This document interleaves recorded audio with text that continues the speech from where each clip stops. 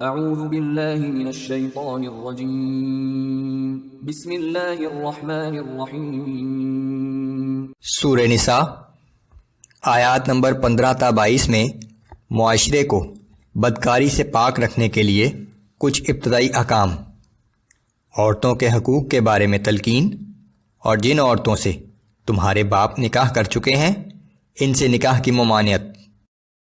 اعوذ باللہ من الشیطان الرجیم واللاتی یأتین الفاحشة من نسائکم فاستشہدوا علیہن اربعة منکم فَإِن شَهِدُوا فَأَمْسِكُوهُنَّ فِي الْبُيُوتِ حَتَّى يَتَوَفَّاهُنَّ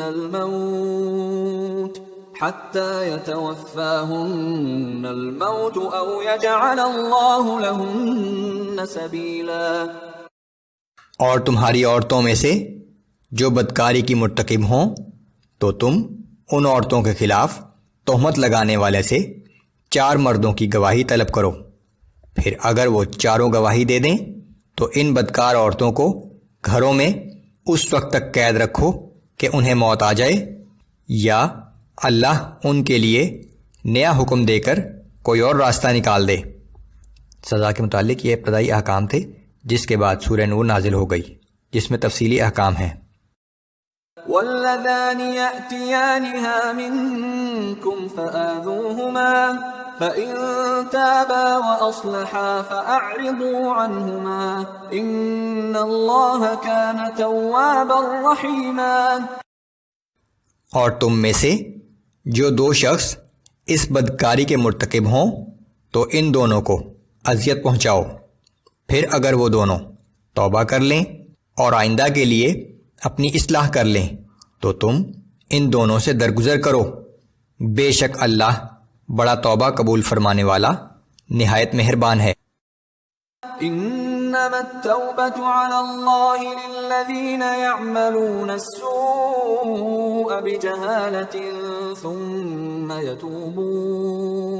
ثم يتوبون من قريب فأولئك يتوب الله عليهم وكان الله عليما حكيما۔ بے شک اللہ کی جانب سے توبہ قبول کرنے کا وعدہ صرف انہی لوگوں کے لیے ہے جو نادانی کے باعث کوئی برا فعل کر گزرتے ہیں اور پھر جلد ہی توبہ کر لیتے ہیں، تو یہی لوگ ہیں جن کی توبہ اللہ قبول فرما لیتا ہے، اور اللہ بڑے علم اور بڑی حکمت والا ہے۔ وَلَيْسَتِ التَّوْبَةُ لِلَّذِينَ يَعْمَلُونَ السَّيِّئَاتِ حَتَّى إِذَا حَضَرَ أَحَدَهُمُ الْمَوْتُ قَالَ إِنِّي تُبْتُ الْآنَ وَلَا الَّذِينَ يَمُوتُونَ وَهُمْ كُفَّارٌ أُولَئِكَ أَعْتَدْنَا لَهُمْ عَذَابًا أَلِيمًا۔ اور ان لوگوں کی توبہ کوئی قابل توجہ نہیں ہے جو گناہ کرتے رہتے ہیں، یہاں تک کہ جب ان میں سے کسی کے سامنے موت آ پہنچے تو کہنے لگے کہ میں اب توبہ کرتا ہوں، اور نہ ہی ان لوگوں کی توبہ قابل توجہ ہے جو کفر ہی کی حالت میں مرے ہیں۔ ایسے لوگوں کے لیے ہم نے دردناک عذاب تیار کر رکھا ہے۔ يا أيها الذين آمنوا لا يحل لكم أن ترثوا النساء كرها۔ اے ایمان والو، تمہارے لیے یہ حلال نہیں کہ تم زبردستی عورتوں کے وارث بن جاؤ۔ ولا تعضلوهن لتذهبوا ببعض ما آتيتموهن إلا أن يأتين بفاحشة مبينة۔ اور نہ یہ حلال ہے کہ بلا وجہ انہیں اس غرض سے قید رکھو کہ جو مال تم نے انہیں دیا تھا اس میں سے کچھ واپس لے لو، مگر ہاں اس وقت جب وہ کسی صریح بے حیائی کی مرتکب ہوں۔ وعاشروهن بالمعروف فَإِن كَرِهْتُمُوهُنَّ فعسى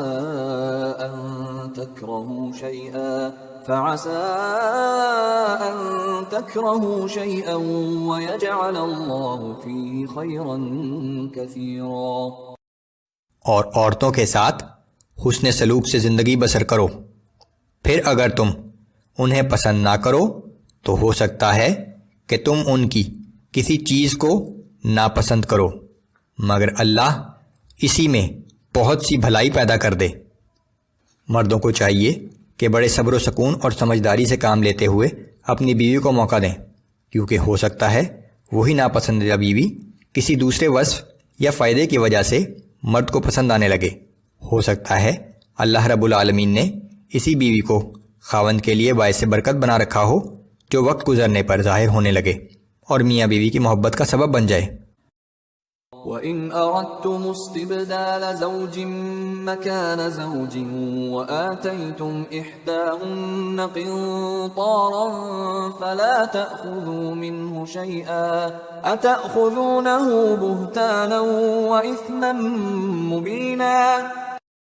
اور اگر تم نے ایک بیوی کو چھوڑ کر اس کی جگہ دوسری بیوی لانے کا ارادہ کر ہی لیا ہو، تو اگر اس بیوی کو جسے تم چھوڑنا چاہتے ہو ڈھیروں مال دے چکے ہو تو اس مال میں سے کچھ بھی واپس نہ لو.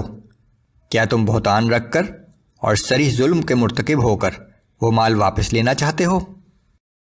وَكَيْفَ تَأْخُذُونَهُ وَقَدْ أَفْضَىٰ بَعْضُكُمْ إِلَىٰ بَعْضٍ وَأَخَذْنَ مِنكُم مِّيثَاقًا غَلِيظًا. اور تم اس مال کو کیسے واپس لے سکتے ہو جب کہ تم ایک دوسرے کے ساتھ نہایت قریبی تعلقات قائم کر چکے ہو اور وہ تم سے پختہ عہد لے چکی ہیں. وَلَا تَنكِحُوا مَا نَكَحَ آبَاؤُكُم مِّنَ النِّسَاءِ إِلَّا مَا قَدْ سَلَفَ إِنَّهُ كَانَ فَاحِشَةً وَمَقْتًا وَسَاءَ سَبِيلًا. جن عورتوں سے تمہارے باپ دادا نکاح کر چکے ہوں تو تم ان سے نکاح نہ کرنا، مگر جو پہلے ہو چکا سو ہو چکا. در حقیقت یہ بہت بے حیائی کا فعل ہے، جو بہت ناپسندیدہ بات اور بہت بری روش ہے.